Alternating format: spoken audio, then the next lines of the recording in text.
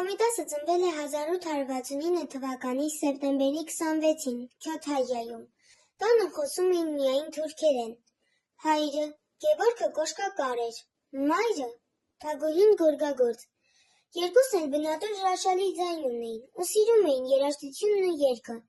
Կոմիտասի ծննդից 3 օր հետո նրան մկրտեցին և անունը դրեցին Սողոմոն։ 1870 թվականին, երբ Սողոմոնը 6 ամսական էր, մահանում է մայրը,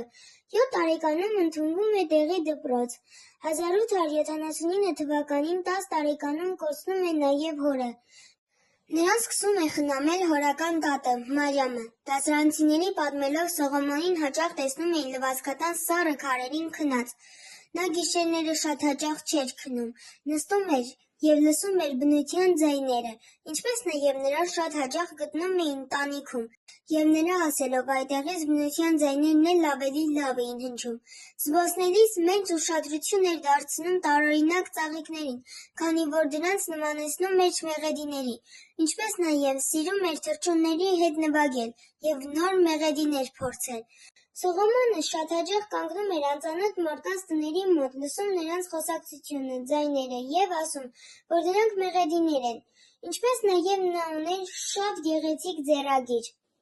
Մի օր դաշտում քայլելիս լսում է էշի զրոցը, անմիջապես մի տղտի կտոր է վերցնում և սկսում է գրել, ու հանդիմանում է էշին, թե այ ապուշ, սխալ է զռում, զռալ էլ չգիտես, այդպես չեն զռա։ 1881 թվականին Գևորգ կաթողիկոսի հրահանգով Գևորգ վարդապետ Դերձակյանը մեկնում է Քյոթայիա, մի որբ աշակերտ գտնելու։ 20 երեխաների միջից ընտրվում է Սողոմոնը, իսկ հոկտեմբերին Էջմիածնում հանդիպում է կաթողիկոսին։ Կաթողիկոսը սկսում է խոսել հայերեն։ Սողոմոնը ոչինչ չի հասկանում, քանի որ Քյոթայիայում արգելվում էր խոսել հայերեն։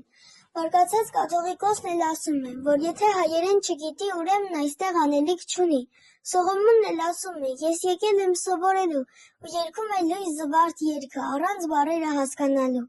Կաթողիկոսը հիացմունքից չի կարողանում զսպել արցունքները։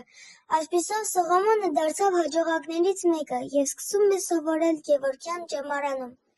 Նա իր ընդունակությունների միջոցով շատ արագ սովորում է հայերեն։ Ապագայում ստանում է վարդապետի կոչում և սկսում է դասավանդել։ Նա դասերի ընթացքում շատ խիստ էր, բայց դասերից դուրս բարի, անգամ իր աշակերտների հետ կատակներ էր անում։ Նա հավաքել և կիրառել է ավելի քան 3000 հայկական ժողովրդական երաժշտական նմուշներ, բայց դրանցից պահպանվել է ընդամենը 1200-ը։ Նրա անունը կապված է 7-րդ դարի նշանավոր բանաստեղծ, ճարականների հեղինակ Կոմիտաս կաթողիկոսի անվան հետ։ Նա երբեք չմոռացավ իր հայրական տունը։ Եղեռնի անարդարությունները տեսնելով նա խելագարվում է և հայտնվում է հոգեբուժարանում։